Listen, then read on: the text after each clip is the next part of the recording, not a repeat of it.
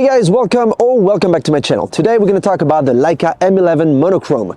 This little guy is absolutely amazing. It brings a lot of new things to the table that I'm going to tell you in this video, so don't move. Let's go.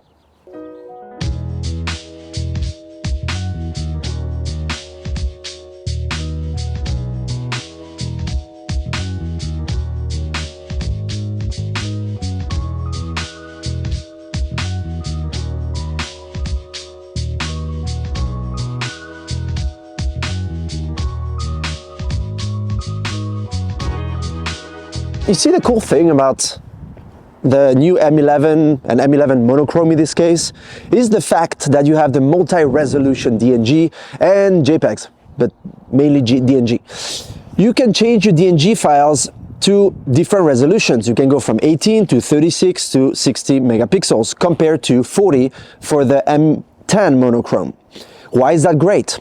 Because you see, when I go out like this and I just want to shoot a landscape, a few things, go with my kids, or just take normal, regular, everyday photos, I like to use 18 megapixels or maybe 36. But I don't have to have huge 60 million pixels files when I could just go for lower resolutions. That is one thing that I think other companies should, take the hint, because Leica did a great job at that, and that is probably the best and my favorite feature about this new M11 Monochrom.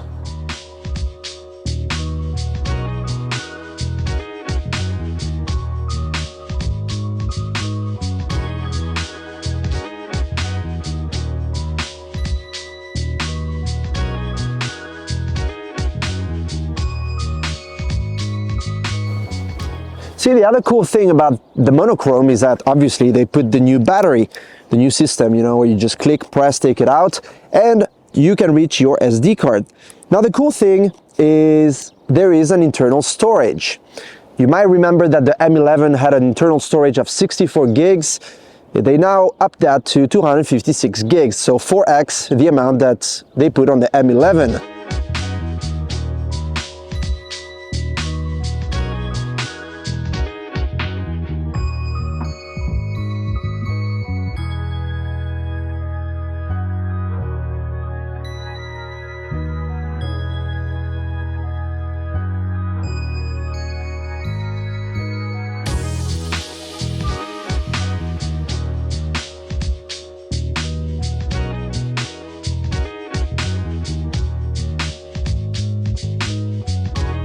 The other thing that I really like about the ISOs particularly is the fact that you can now use ISOs that go down to 125 compared to 160 on the M10 Monochrom. That is very useful because in days like this, when you need to open a little bit more your aperture, you can do so. Now, when we're talking high ISOs, you can now go to 200,000 versus 100,000 on the M10 Monochrom. Hey, 200,000, that's pretty damn good, huh?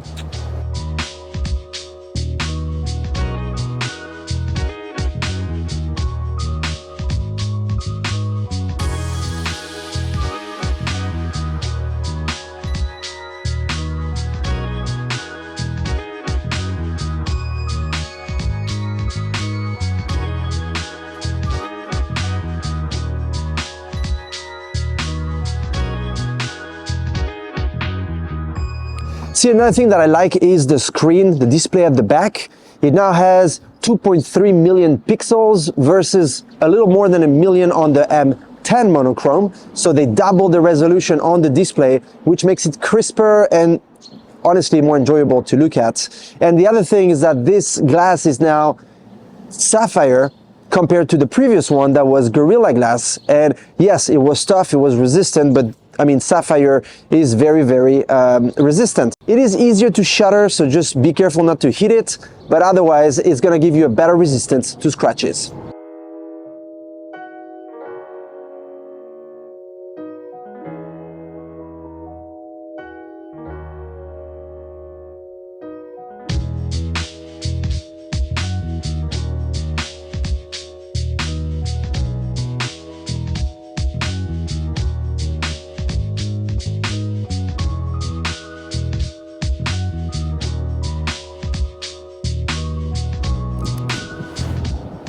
Yeah, I do feel a weight difference. I mean, we're talking 660 for the M10 Monochrome and 540 for this guy. So you do gain a little bit of, you know, weight between the two.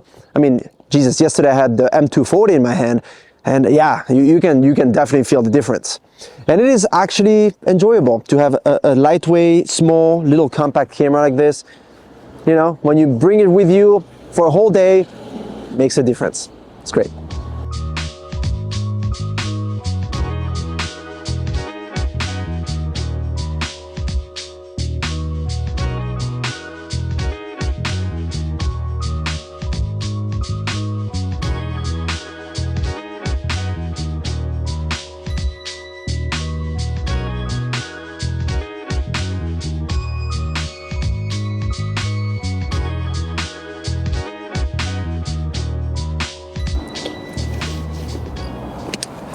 By the way, this is a little ad for Desired Leather. They sent me this bag here, an amazing leather bag. And when you're using an M camera, I mean, it just looks right. It just feels and looks right. It's just, mwah, love it.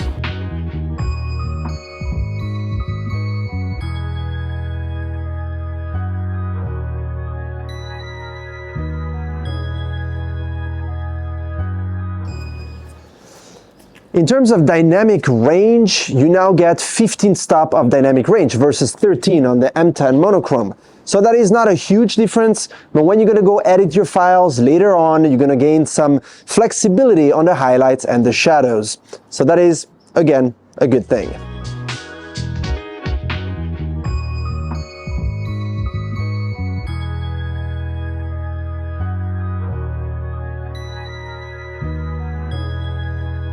But see, really honestly, the really cool thing, besides everything else and all the improvements about the monochrome, is that it is only black and white. So all your files are going to be black and white. And that's going to remove some of, you know, that questioning, should I do it in color, should I do it in black and white? Later on, in post, makes it just so much easier. So yeah, I think it's great. Hey, so we're back at the studio. There are a few things that I do want to mention about this M11 Monochrome that I didn't tell you just before. So the first one is, why is this a black and white sensor? It is not just an option that they turned off that says you cannot shoot in RGB, you now have to shoot in black and white. The thing with monochrome sensors is that usually a pixel is mapped to a specific color channel. It's either red, green, or blue, RGB, right? So it can only capture that specific color channel. So it's a third. Every pixel can capture a third of the light. Wherein in the monochrome sensors, every pixel can capture the fullest amount of light, everything. Because it can take white and black and everything in between.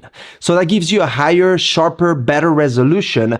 And that is a technical point that I did want to tell you, because it is not just a black and white camera that was turned into a black and white camera. It actually has a reason why it is black and white. All right? The other point is that the shutter speed, like on the regular M11, can now go all the way to 1/16,000 of a second, as compared to 1/4,000 of a second on the M10 Monochrome.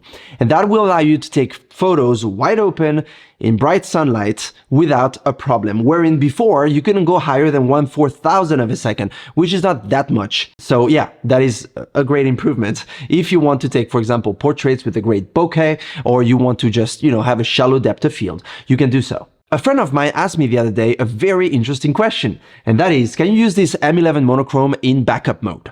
For those that don't know, backup mode means that you can back up your photos on one SD card and on another SD card. So in this case, obviously, there's only one SD slot. So being that there's an internal storage of 256 gigs, could you back it up on both? And I tried it out, and there is actually an option that allows you to back up both on the internal storage and on the SD card. Why is that great? Because if you're doing, for example, I don't know, a wedding, let's say, and anything happens to your SD card, well, you will have a backup on your internal memory, and vice versa. So this is very, very good if you want to be sure to always have a backup of your photos. The Leica Photo app obviously is still available, it's still working, and that is actually great, because many times what I did is I just opened the app, connected to the camera, transfer the photos. You can transfer either a compressed version, just the JPEG, the DNG, everything you choose. And after that, I just put it on my Instagram. And that brings me to the next point, which is I find the files to be so good that I can just use them as they are or with very little to no editing. And that is great. That is great because lots of cameras that I own or that I have owned in the past needed a bunch of editing, needed some sort of editing. These ones don't. They give you a great look straight out of the box. The battery has 1800 mAh like on the M11 as compared to 1100 mAh. So it is almost double the capacity, which will make you last longer. And this also brings me to another point, which is the USB-C that's under here. When you plug it, by the way, here, you don't see it, but there's a little tiny green light that turns on that tells you that it's charging or not. And it is really, really simple. You just put it on the side of a desk or a table or anything, plug the USB-C on it, and off you go, it's charging. And that battery will last throughout the whole day without a problem, even more. And yeah, that is great. That is very good. Because in the past, especially if you use the EVF, which I don't do that much, but if you do, it will drain your battery. So giving you almost double the battery is a huge improvement over the previous version. So that's my conclusion about this M11 Monochrome. Let me know in the comment section below if you have any question. If you own the M10 and you're looking at getting the M11 Monochrome, why? Don't forget to subscribe if you didn't do it yet, and if you like my content so you don't miss any of my future videos. And I see you like always in the next one. Take care and keep taking great black and white shots. Cheers.